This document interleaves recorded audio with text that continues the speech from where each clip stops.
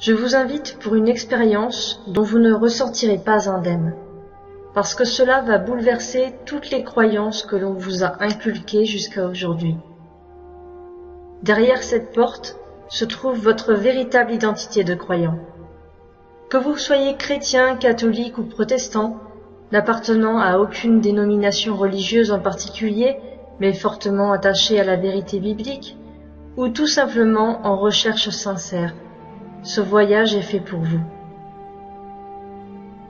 Il vous conduira vers votre véritable héritage, mais aussi vers vos responsabilités et votre devoir envers Dieu. Vous êtes chercheur de vérité ? Vous croyez qu'un seul Créateur a façonné la terre et tout l'univers ? Vous considérez que les Écritures bibliques sont saintes et contiennent la parole du Dieu unique ? Qu'il s'est fait homme au milieu de nous pour sauver l'humanité du péché et de l'iniquité ? Tout ceci forme votre profession de foi, votre socle spirituel. Mais votre identité, comment la définiriez-vous ? Je ne parle pas ici de votre appartenance religieuse ou culturelle, mais de votre identité profonde. Certains me diront que leur véritable identité est purement spirituelle et que l'identité physique n'a pas réellement d'importance en matière de foi. Mais les Écritures saintes nous enseignent que ceci n'est pas tout à fait exact.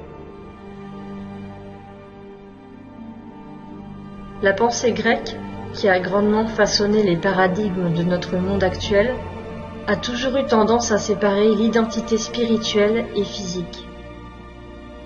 Mais la pensée hébraïque, celle des Écritures bibliques, imbrique toujours les deux. Ces deux identités sont indissociables. On admet communément que de l'identité physique découle notre identité spirituelle. Notre appartenance à une nation, un pays, une culture, une morale inculquée par l'éducation influence bien souvent nos croyances et notre foi. Dans la pensée biblique, c'est tout le contraire. L'identité spirituelle passe avant l'identité physique, car du spirituel dépend le physique, et non l'inverse. Autrement dit, de la foi découle une appartenance physique et humaine bien réelle. Réfléchissez bien. Que vous soyez français, américain, chinois, indien, africain, peu importe. Le lieu où vous voyez le jour et où vous résidez ne constitue pas votre identité réelle et profonde. Il en va de même pour votre métier. Il ne peut tout simplement pas définir qui vous êtes véritablement. C'est beaucoup trop réducteur. Si votre désir de cheminer vers Yahvé, l'Élohim qui a inspiré les écrits bibliques, constitue une étape importante de votre renaissance spirituelle, une nouvelle identité physique vous est donnée, toujours d'après la pensée hébraïque. L'exemple de Ruth est une sublime démonstration de cette réalité. Naomi dit à Ruth, « Voici, ta belle-sœur est retournée vers son peuple et vers ses dieux. Retourne, comme ta belle-sœur. » Ruth répondit, « Ne me presse pas de te laisser, de retourner loin de toi. Où tu iras, j'irai. Où tu demeureras, je demeurerai. Ton peuple sera mon peuple, et ton Dieu sera mon Dieu. »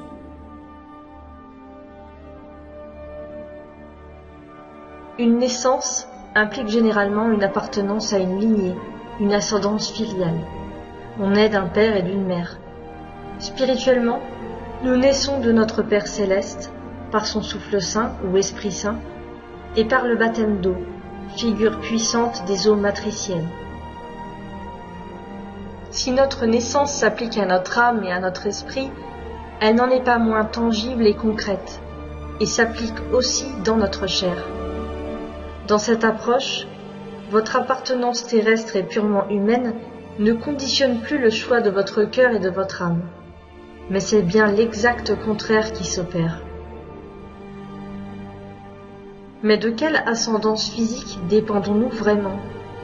Nous qui suivons le Dieu d'Abraham, d'Isaac et de Jacob Israël, et notre Messie Yéhoshua, le Messie d'Israël, sommes-nous, nous aussi, Israël ? Qui est réellement Israël ? Est-ce seulement les Juifs? Est-ce l'Église, cette entité que nous nommons le corps du Christ? Et si tout simplement il n'y avait pas de différence entre toutes ces désignations? Et si Israël, les Juifs et l'Église ne formaient qu'un peuple, qu'une seule patrie, qu'une seule identité?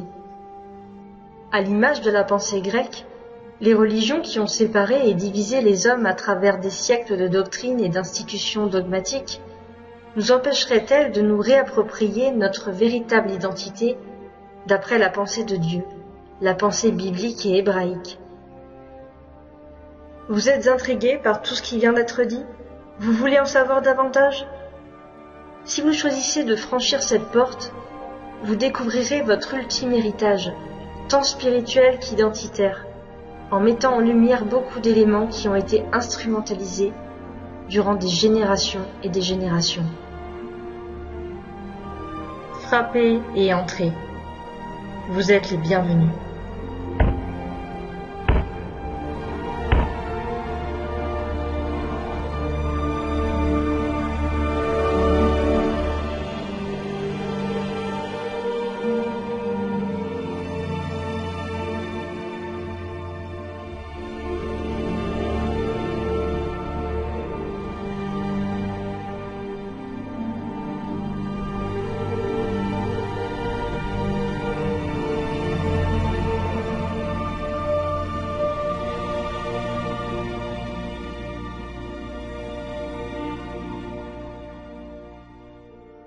Comme nous pouvons le lire dans le livre de la Genèse, Elohim se révèle à Abraham comme le seul et unique Elohim, et lui ordonne de partir de la ville d'Ur, en Chaldée, avec sa famille vers Canaan.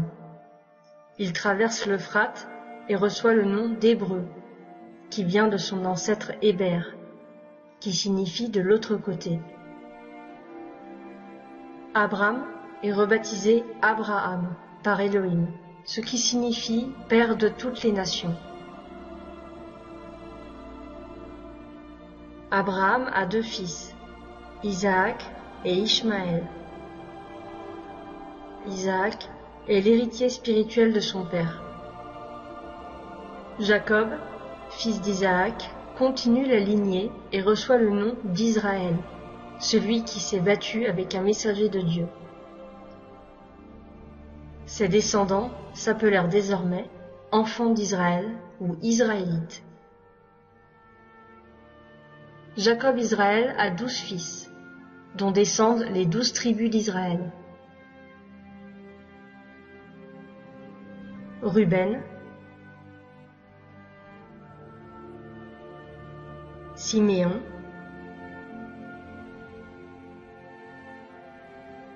Lévi,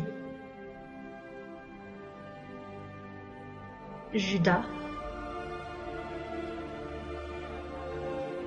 Zabulon,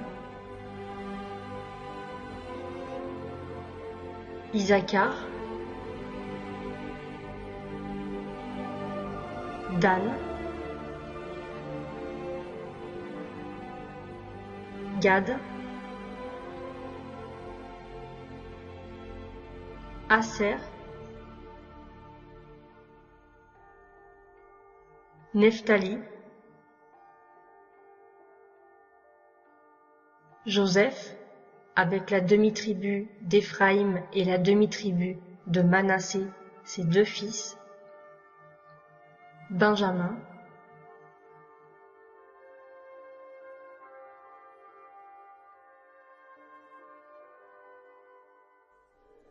à la suite d'une famine, la famille de Jacob émigre vers l'Égypte, où son avant-dernier fils, Joseph, est déjà installé. Au fil des générations, la situation intérieure change. Les Israélites tombent en esclavage en Égypte et y resteront plusieurs siècles.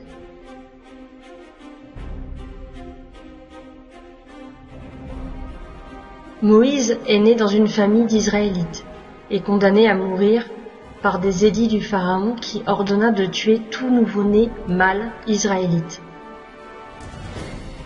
Sa sœur Myriam le place dans un panier sur les eaux du Nil et il est recueilli par la fille du Pharaon. C'est lui qui va organiser le départ des Israélites d'Égypte. Ils resteront 40 ans dans le désert, avant d'atteindre le pays de Canaan, la terre promise, où coule le lait et le miel. Pendant cette errance, Elohim se révèle à Moïse, lui donne les commandements de la Torah, un ensemble de lois qui soudera les Israélites en un peuple déjà lié par la croyance en Yahvé, le seul grand Elohim. À la mort de Moïse, le peuple d'Israël est conduit par son successeur, Josué, qui organise la conquête de Canaan, la terre promise par Elohim. Les juges, puis les rois, régneront sur les 12 tribus d'Israël. Tandis que le roi David assure l'unité politique du peuple d'Israël, son fils Salomon bâtit le temple de Jérusalem, qui devient le centre de la vie religieuse. Pendant 4 siècles, les descendants de Jacob vivent dans le pays promis, mais peinent à conserver leur unité. À la suite du règne de Salomon, les 12 tribus d'Israël se scindèrent en 2 royaumes, autour de -931 avant l'ère commune. Le royaume de Juda, au sud, et le royaume d'Israël, au nord. Le royaume de Juda, au sud, fut constitué de 3 des 12 tribus, celle de Juda, de Benjamin et de Siméon, gouvernée par le roi Roboam. Au nord se rassemblèrent les autres tribus pour former le royaume d'Israël, dont le premier roi fut Jéroboam.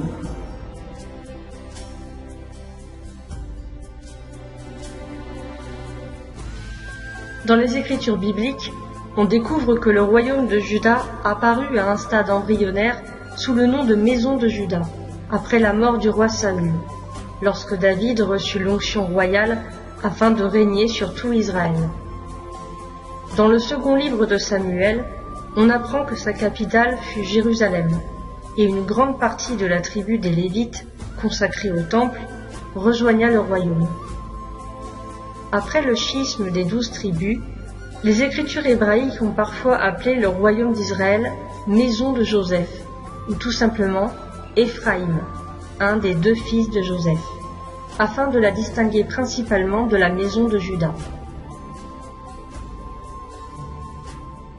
Mais le royaume d'Israël au nord désobéit à Elohim, rendant un culte à de faux dieux, s'adonnant à des pratiques répréhensibles d'idolâtrie et rejetant les commandements de la Torah.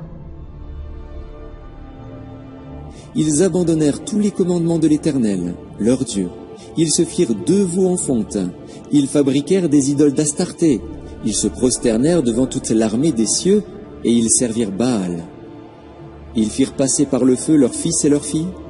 Ils se livrèrent à la divination et aux enchantements, et ils se vendirent pour faire ce qui est mal aux yeux de l'Éternel, afin de l'irriter.